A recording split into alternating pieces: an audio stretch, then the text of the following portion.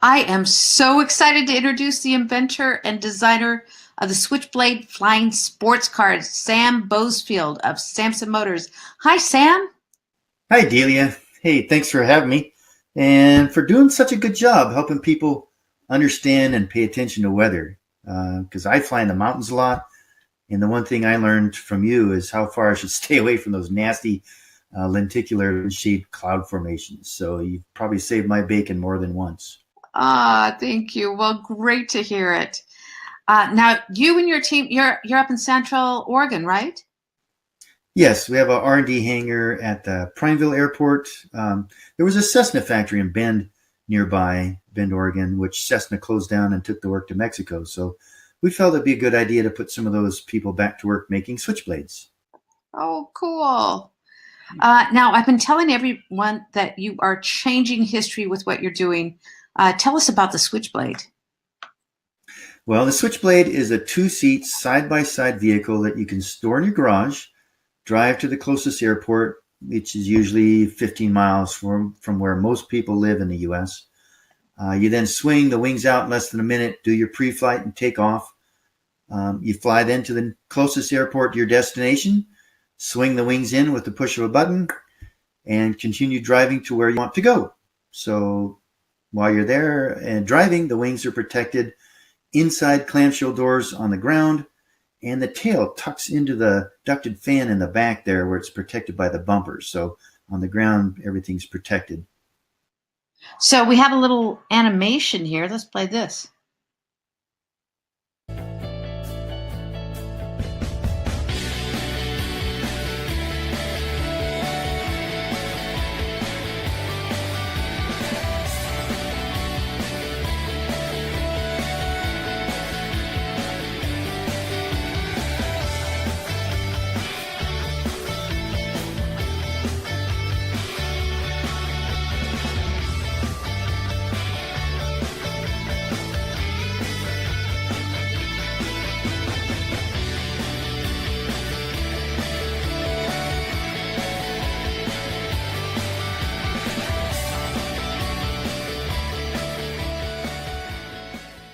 Well, cool.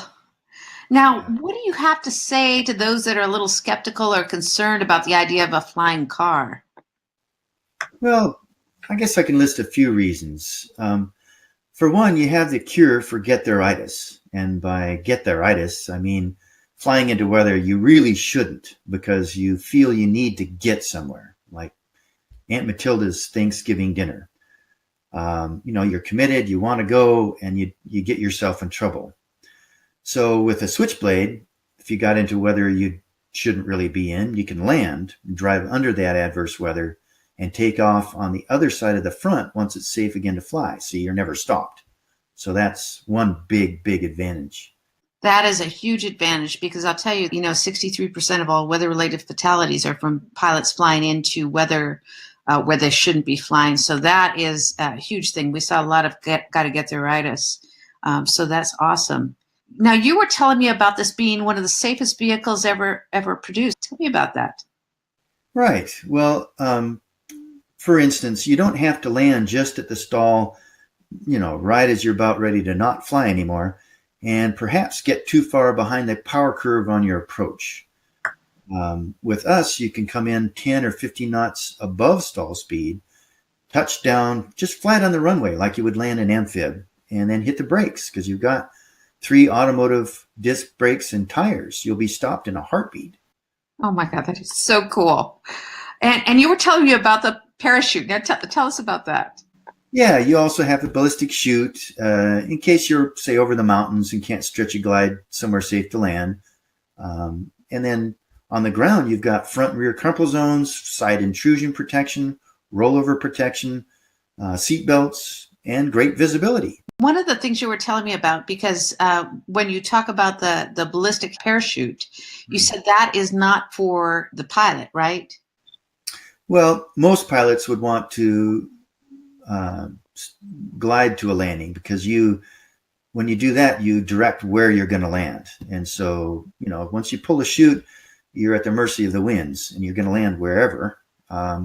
Mostly, hopefully you'll be safe, and you'll be safer if you try to to glide to a landing in the mountains. That's not very safe. But it's mostly for the passenger, because if the pilot becomes incapacitated during flight, the passenger, who may be not a pilot, may not have a way to get down to the ground safely. So the parachute gives them that capability. That is so cool. And also I love that the crumple zones. It's like when I start hearing about that, I'm thinking, why aren't all cars made with that? That's Most cars do. They have crumple zones, but not planes. They're not built that way. And a motorcycle, of course, we're three wheels, class as a motorcycle. So we don't have to have any of that. We just decided to do it because it seemed like that's what should be. that is just too cool. So can you tell us about the reservation program? We do have a way for people to get in a place in line, basically. So the reservation is that.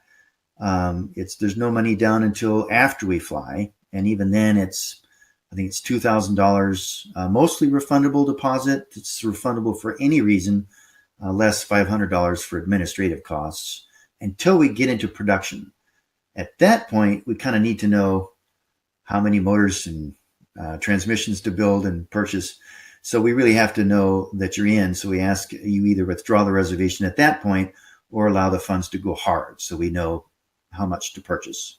And I think I am way up front on that reservation program. I hope I am.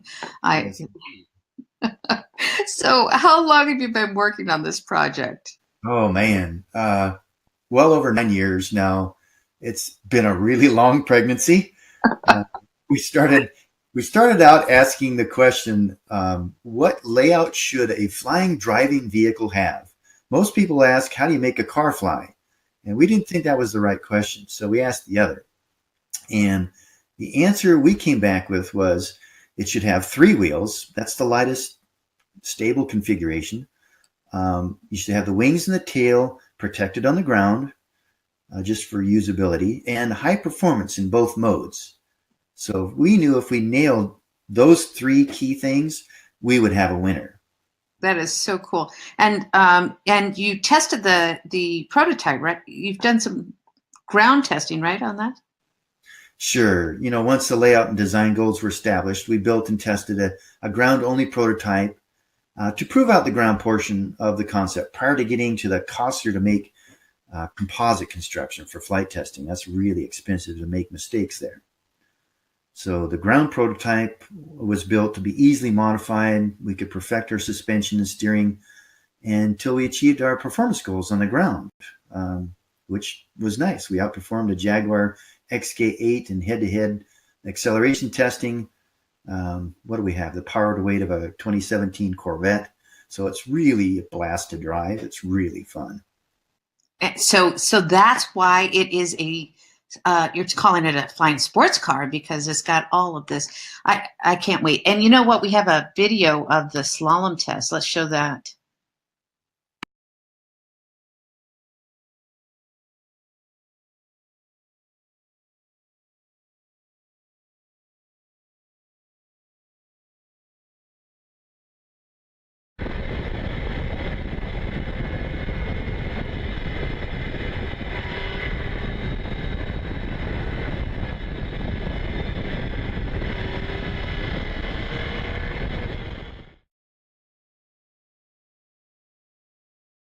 Cool. The GoPro video was of our standard slalom course testing. It shows what it's like to drive it aggressively through turns. And we're very proud that we beat everything in Road and Track's historical database in our wheelbase, the distance between the front and the rear wheels. We have a longer wheelbase than a Porsche or any of the reals, the purpose-built sports cars.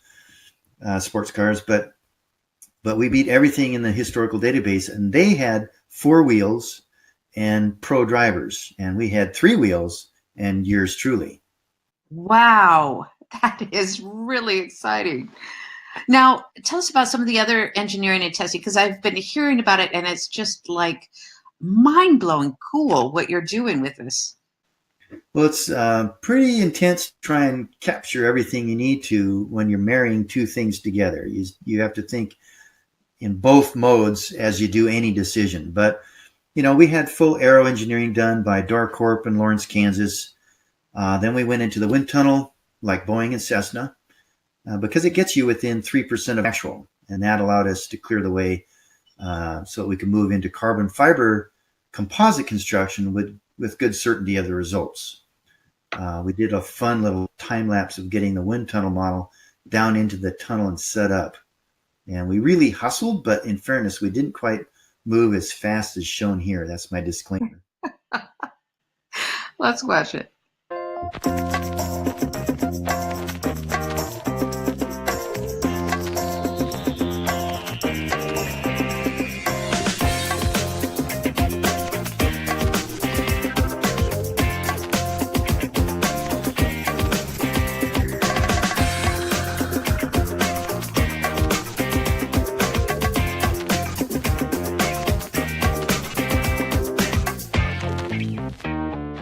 The wind tunnel is really exciting to experience. It's sort of like a miniature mission control for space shuttle launch with monitors and staff hustling around between tests.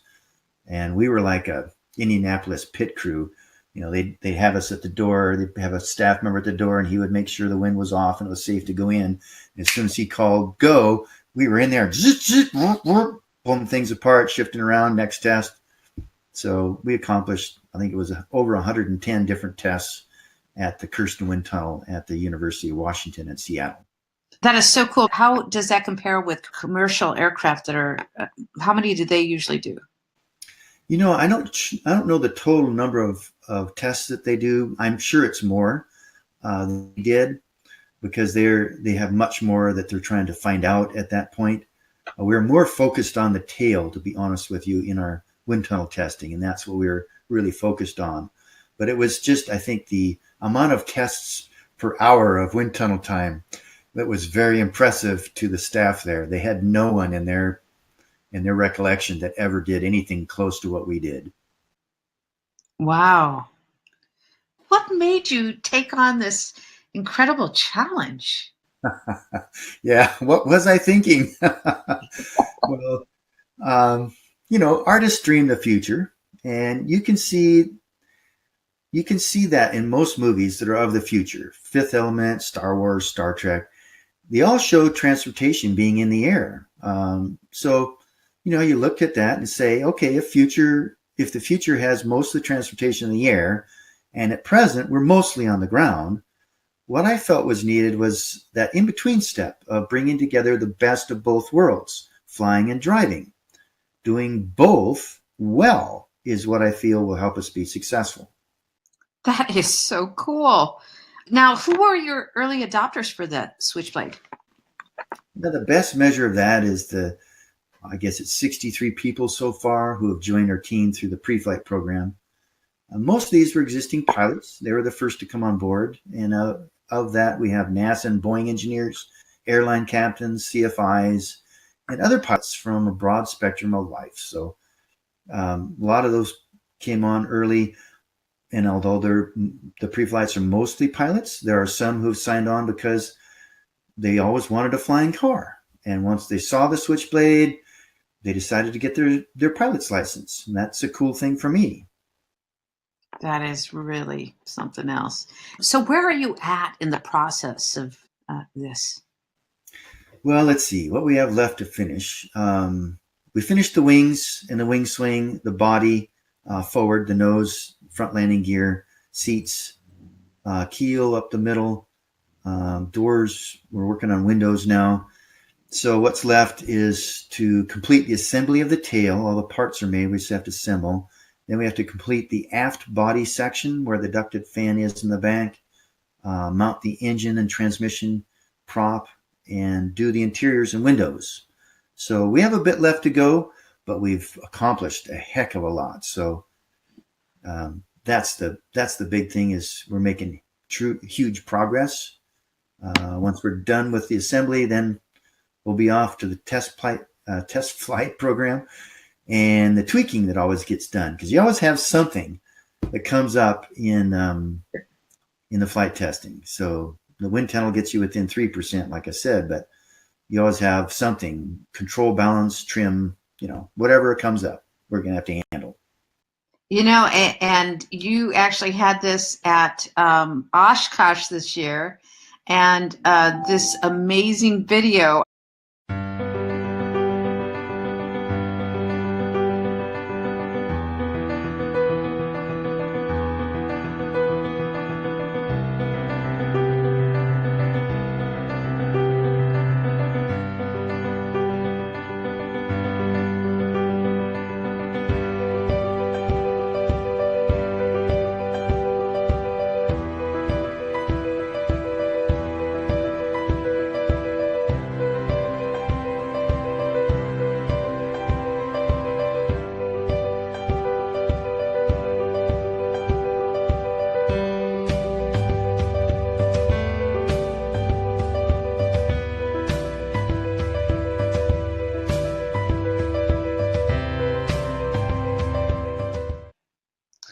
I can see my flying sports car right there. Okay, Yeah. so this is really exciting, and I've got my last question for you. I'm gonna put you a bit on the spot here. I've been saying that the Switchblade will be my next car, and Sam, I'm getting about ready for a new one. So, any hint when we might see these on the road and in the sky? Okay. Yeah. Well, let's see. We had really wanted to fly before the end of this year, and that was our goal. We just aren't quite making that target, so it'll be pushed off just a bit. But I have to turn my crystal ball in and get a new one. Ask Santa for a new one for Christmas or something. It just is not working for me. But with what I see in front of us, I can feel comfortable saying that, okay, you should treat reports on maybe around April 1st of a strange and unusual looking flying vehicle as news and not a hoax. And that'll be me, hopefully. You. All right, and I think we already talked about this. Keep up with the news on Samson's site, on the Switchblade site, and we've got the web address up. And Sam, thank you so much for joining us and sharing your exciting news. I'm so thrilled to watch this. Yeah, cool, Delia. Thanks. We'll see you later. Yeah, you bet. Bye.